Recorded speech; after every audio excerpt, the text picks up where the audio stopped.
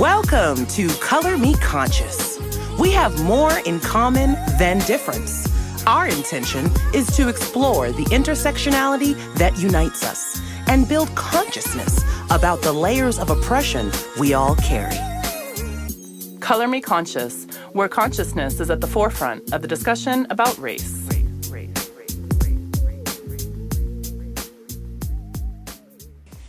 Welcome back to another edition of Color Me Conscious. I'm Myra. And I'm Mylika. And we are still here joined by our very special guest, Cynthia Flores, in having a very honest and vulnerable conversation about internalized racism. And because of the kind of the weight of it, we had saged ourselves before we started just to kind of cleanse. We took a cleansing breath before the last one. I think we should do that again. We should take another just cleansing breath together. So everyone, please close your eyes. Take a deep breath in through the nose. Count to 3 and let it out. And we'll do one more deep breath in. And out. And our lovely spiritual sister Cynthia, do you want to tell our viewers? I mean, our listeners can't see it, but our viewers can. What do we have burning here? Well, I brought some Palo Santo. It's like a wood, a dried wood. I believe it's from like the Bolivian and Peruvian Amazonian region. And it's just a spiritual cleanse. It's to uplift your spirit. It's nice. I love it. I use it all the time, and it helps me stay grounded and stay connected to my purpose. It smells amazing too. Yeah. By the way, like I love the way it smells, and just instantly you kind of take that aroma in, and you feel lighter. You feel better.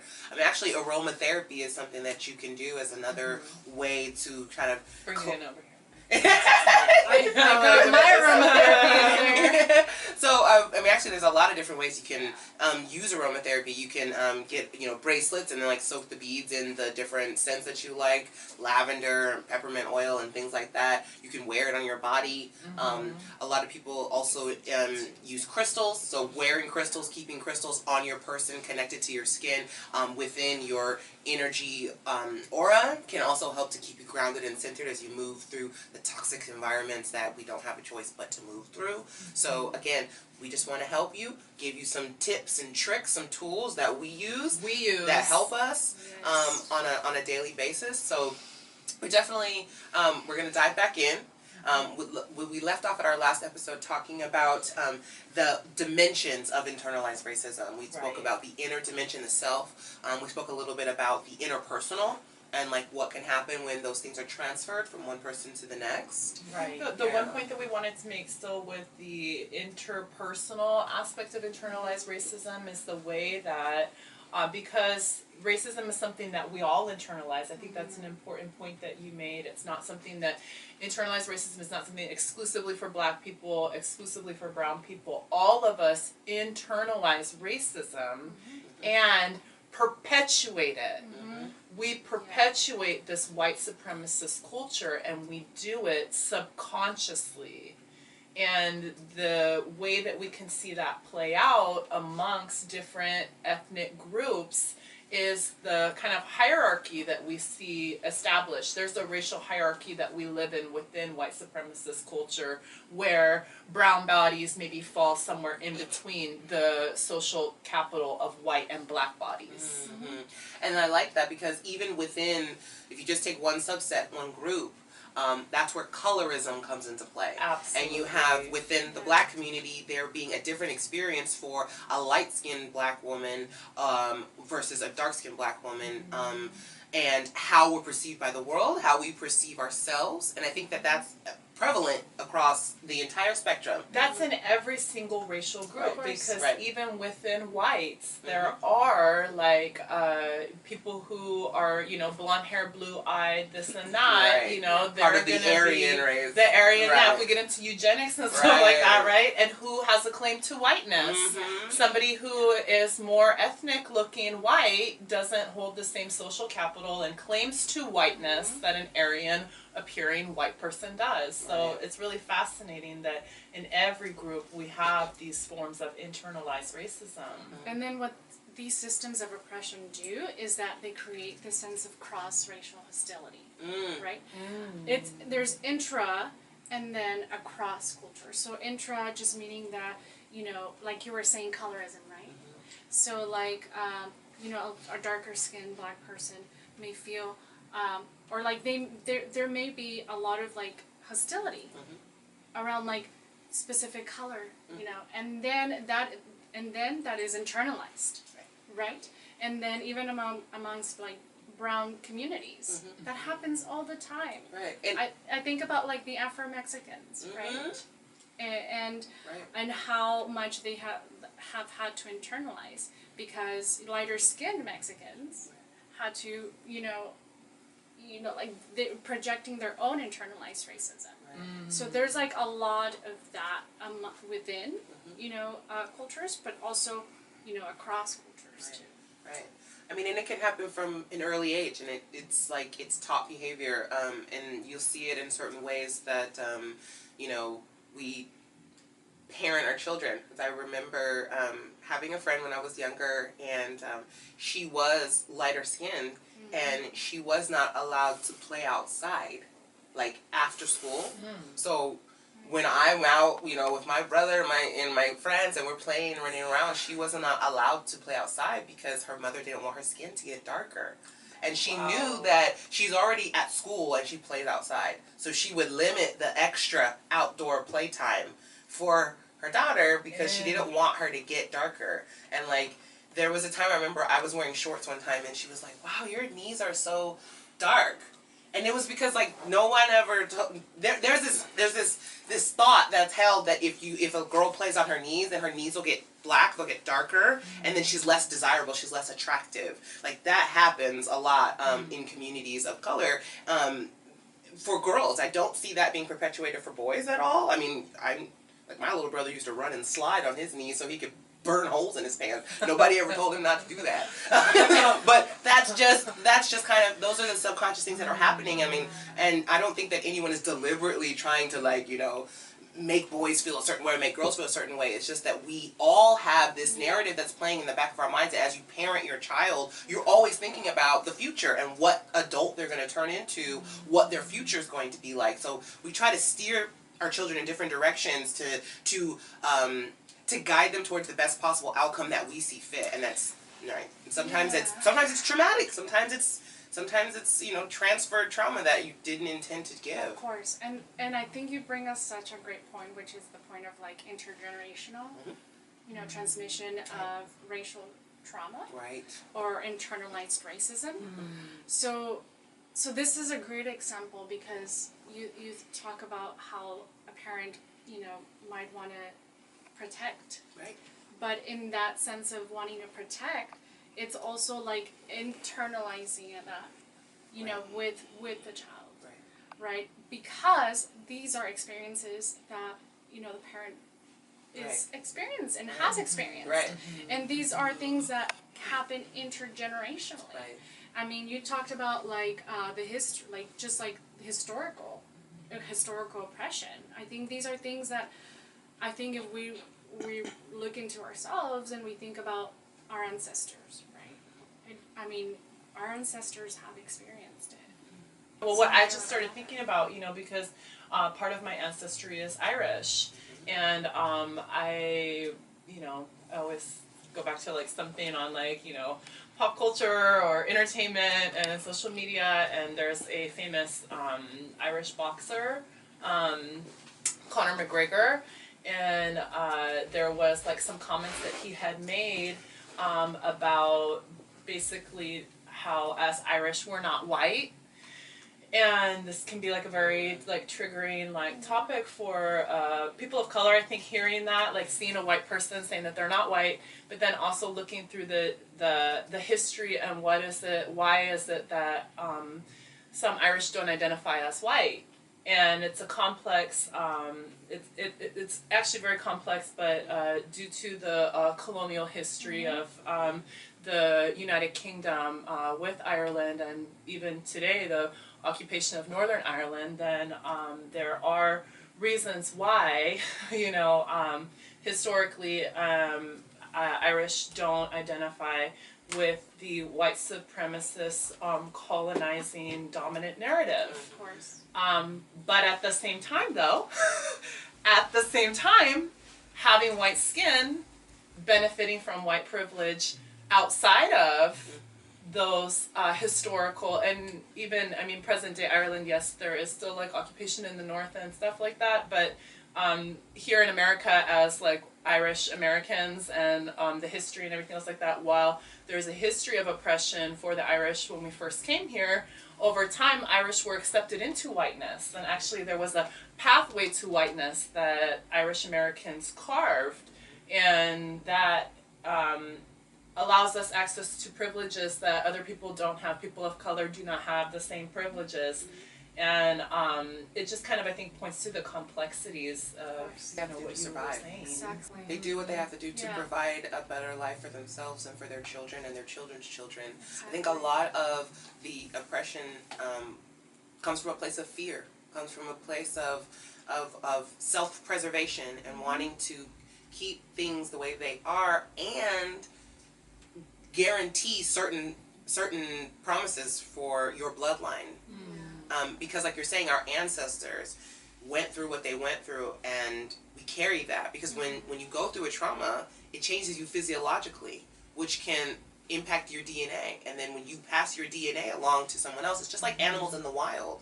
They will adapt to survive. Right. And humans are no different. We will adapt to survive, and we will pass things along to our children, verbally, physically. I mean, certain attributes. Like sometimes people, you know, if you have your internalized racism and you're subscribing to the color chart, and you want to ensure a high likelihood that your child will be treated a certain way, or be treated more.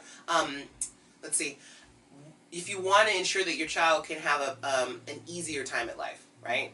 If you are of a fairer skin, then you may consciously or subconsciously want to procreate with another person of fair skin. Right. And whether you realize it or not, you may just feel like, oh, that's my type.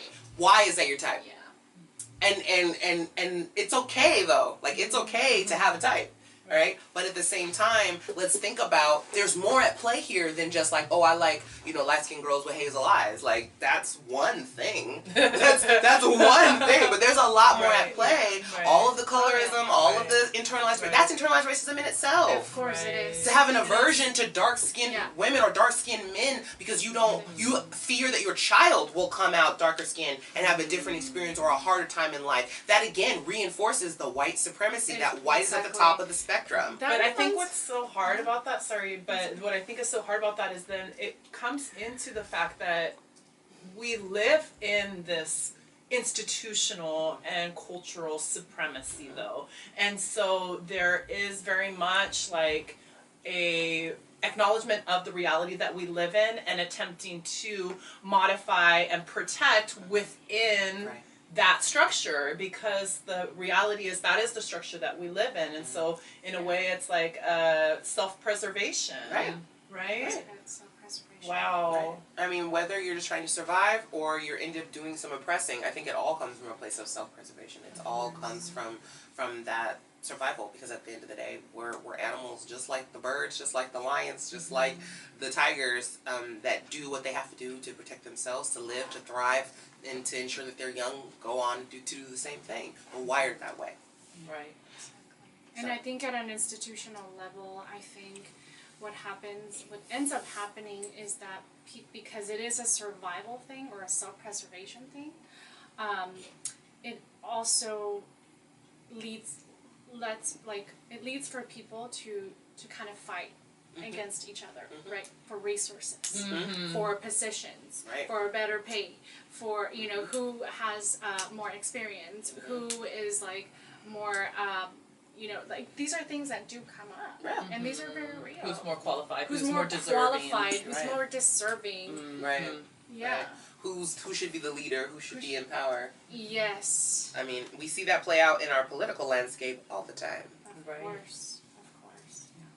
And lack of, like you said, lack of resources for people of color, they lead to a lot of other issues, a lot of other disparities, and can cause people kind of that to turn inward and be fighting against each other instead of uniting so that we can all win. Exactly. Because when we all win, guess what? We all win. Yeah. Instead of just like, We all win. guess what? We all win. Guess what? Like when we all win, we all win. Instead of there being winners and losers, or I have to win. There's no such thing. Right, because if there are winners and losers, then we all lose something. But if we all work towards winning, then what happens? We all win. And that takes a huge sort of responsibility and accountability, right? Yes. For not only ourselves, but everyone. Everyone. You know, and I think it takes a lot of work. Absolutely. It takes a lot of work. Yeah. And in doing some of that work, what are some of the next steps for our listeners? What are some of the things that we can guide our listeners to do some of that work? Well, I think in terms of like the inner work, I think it's just very important to, you know, we have talked about checking in with yourself, right? We have talked about that these are potentially privileges that people don't have, right? So it really takes a lot from someone that has experienced this in a cumulative way, right? In a daily basis, to be checking in with themselves. It's a lot of internal emotional work. I just want to acknowledge that because that is deep and it's hard in and in itself. And I think it really, it takes to really, in order to heal, and I'm coming from my own experience, is to really be able to experience, to really feel. Yes. Feel whatever you have to feel. Feel it, because when you don't and you dismiss whatever you're feeling, that is going to come back out. The feeling grows. We traumatize ourselves. That's re-traumatization. Right. That's vicarious re-traumatization. It's a self-inflicted wound then. Exactly. So if we try to put a Band-Aid, and you know, like it's just like almost like putting a Band-Aid. Right. So we need to really focus on energy in checking in with ourselves. Feel whatever is it that we have to feel. Feel it. You can't put a Band-Aid on a stab wound. You gotta clean the wound out first. Right. That's the problem. If that wound is not clean, it's not going to heal well. And listen to the nurse. Yeah, she's a nurse. She'll tell you. But it's like, we need to debride it. Like, we need some irrigation. Okay. and healing is a lifelong process, and it takes time. So checking in with yourself, doing whatever is it that works for you in the moment, to give yourself space, the space, because the space that you are worthy. We are all worthy of the space that we occupy. Right. So it's important to take up that space, and whatever is it that works for you, self-affirmations, self-validations, whatever is it that's going to give you back your power. I would like to attest to the strength of affirmations and intention setting, because it's not something that I always had access to, and when I learned that as a tool, and the ways that it has changed me have been dramatic. Exactly. Dramatic changes by actually just putting it out there. Like I have even I started like a new journal for my birthday, and I just filled the entire first few pages with affirmations, and I have felt a momentum that was generated from that, and I continue to feel it to this day. I mean, it was November, now we're in February, but that's significant, you know? And it's powerful the way Yeah. that I can even, let's say maybe I'm having a bad day, I can go back to that and I can reread what I wrote, and it shifts my mind and it heals me. Exactly. It's a mindset shift. Right. But when you change that mindset, you're like reprogramming, right? Yes. You're unlearning and learning to really love yourself and check in with yourself and do whatever is it that you need to do to protect your energy. And I think it's like, and then it's like, it comes up in various ways. You feel it in your body. Like you feel it in every aspect of your being. So I think it's important to do that. Agreed. In my experience, and of course, like you're saying, I think it's awesome that you're doing that. Another thing, I think about collective healing. Yes. Right? Because these are things that, as we all experience, and we internalize it, we do come from communities, right? I think when I think about communities, I think about family, I think about friends, I think about the neighbors, I think about, just like people that serve us, people that support us in our personal and spiritual growth. So, and in that, I think that's healing in itself. So I think about community and the power of healing when you are within your community and your people.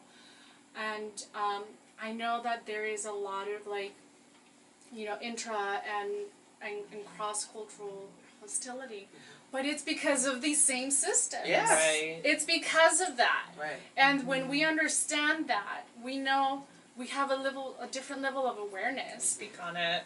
Yeah. Speak on it. And we can come and then we can come in with that level of awareness and compassion and understanding Right. of what's happening. Right. Right? Because we have that level of awareness and foundation.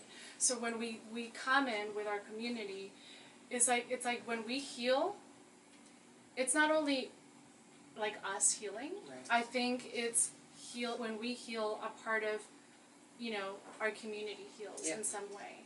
A family member heals because, or someone that you think that has experienced these things. I think it's a process, right? So, however is it that works for you, I think it's important to really acknowledge that and validate that, and go with it. Go with your intuition, because that is healing in itself. Right.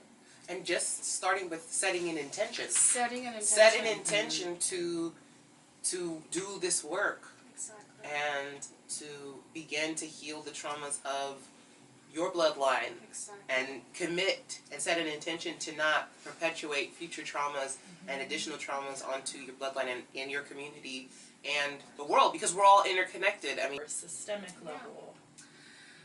In terms of a cultural, I think about, as I mentioned, community, natural supports, protective, because those are our protective buffers.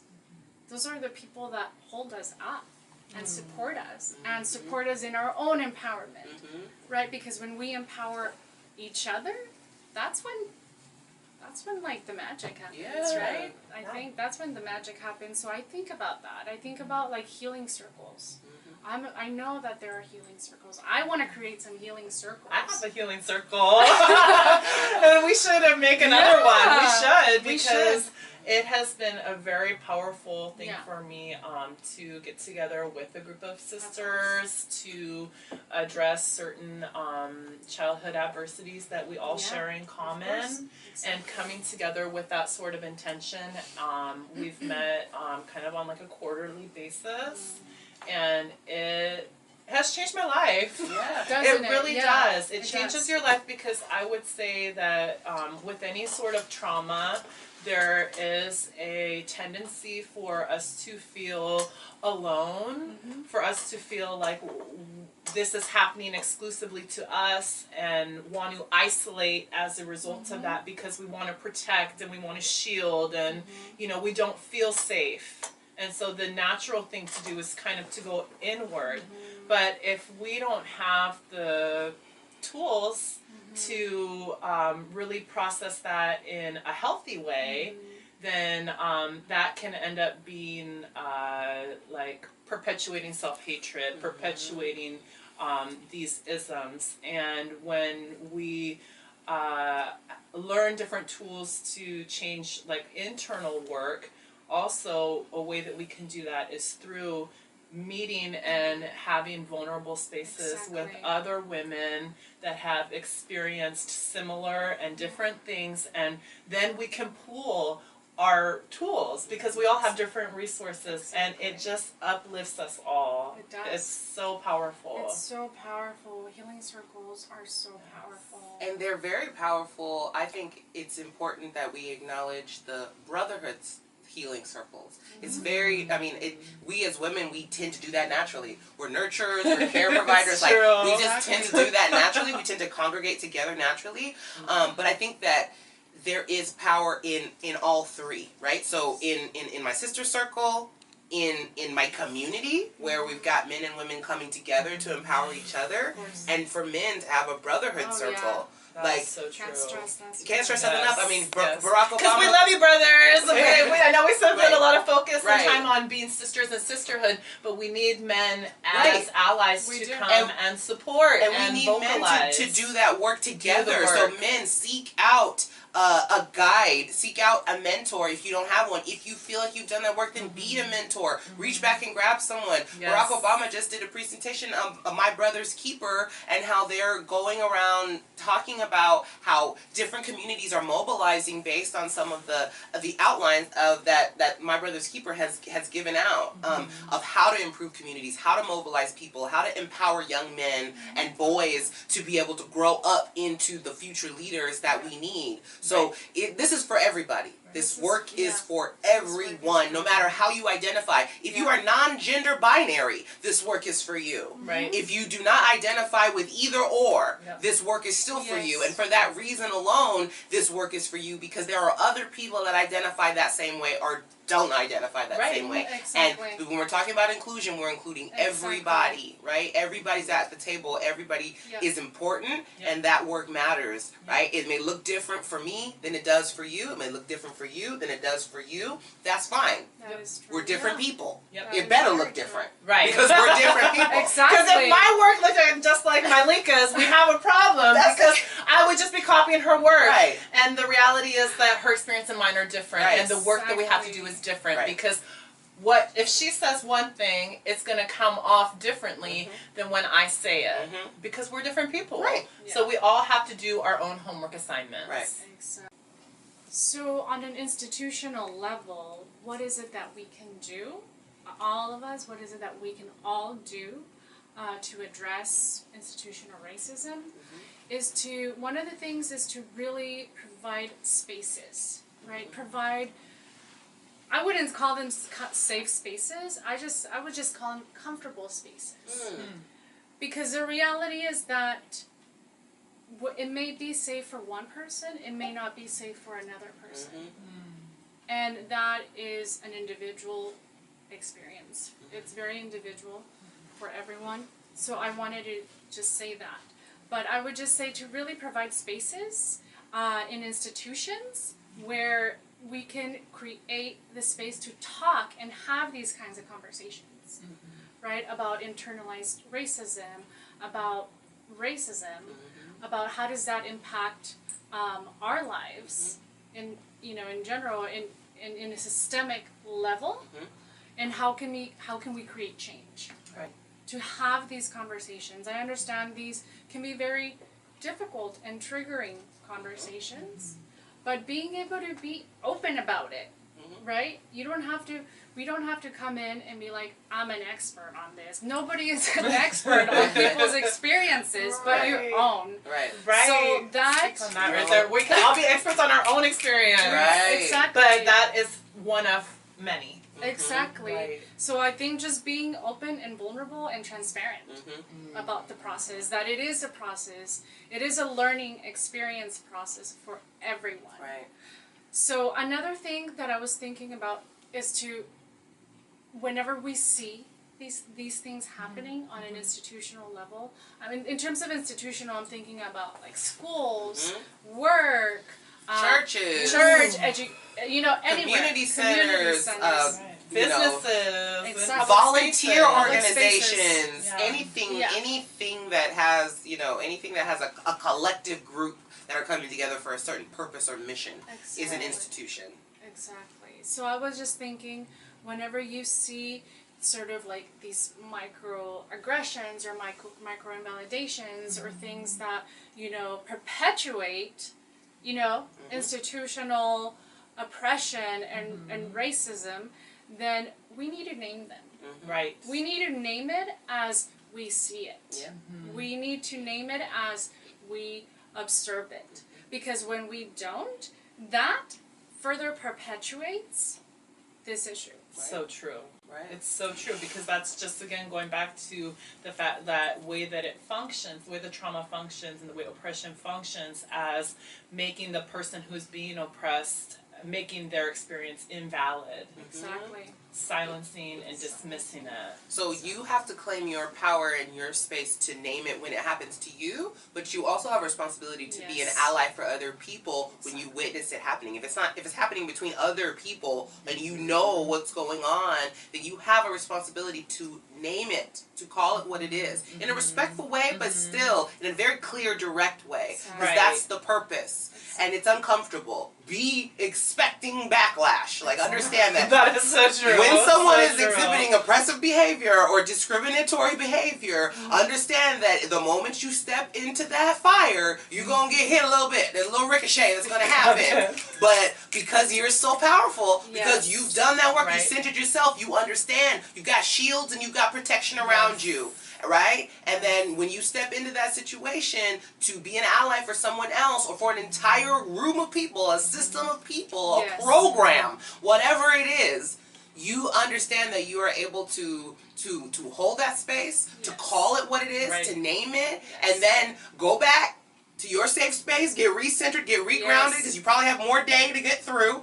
You probably have more people you're going to go see. And so whatever that means, go in the bathroom, do your power pose, like whatever you have to do it. And then get back, and then jump right back into it. Jump right back into it. There are plenty of tools, actually. You just look it up on Google, and you'll find a ton of stuff. Use these resources to educate yourselves. So there are some self-inventory tools that really support us in doing some more self-reflection on some of our biases. And there are a couple that I will provide so that way that those can be shared.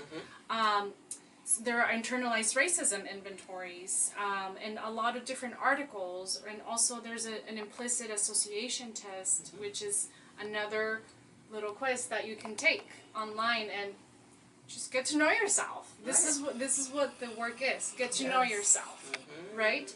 But just I wanted to bring up some questions, some reflection questions of one of this sort of self-inventory that I found. So these are reflective questions. One of them is, how do you see internalized racism impacting you personally or the communities or groups that you serve? So that's one question that can kind of help you think through. Another question is, in what ways do people of color as individuals and as a collective perpetuate racism in your institution? So that's definitely another question in this inventory. Another question that I wanted to bring up is, think of a situation in which you, depending on your position, exercised or colluded with white privilege. What would need to change at the interpersonal or institutional level in order for this to have had a different outcome? That is so powerful. Joining us today for sharing the wealth of knowledge that you have, as well as tools for us that we can all employ. I'm so happy to have had you. So grateful. Thank you for your time. And thank you for joining us. Thank you for listening. And be a little more conscious. Be good to yourself. Be good to others. Love yourself. We love you. You are beloved, so go be loved. Thank you for listening. And if we made you think and you'd like to continue the conversation, visit our website, www.colormeconsciouspodcast.com. and follow us on Instagram and Facebook at Color Me Conscious Podcast.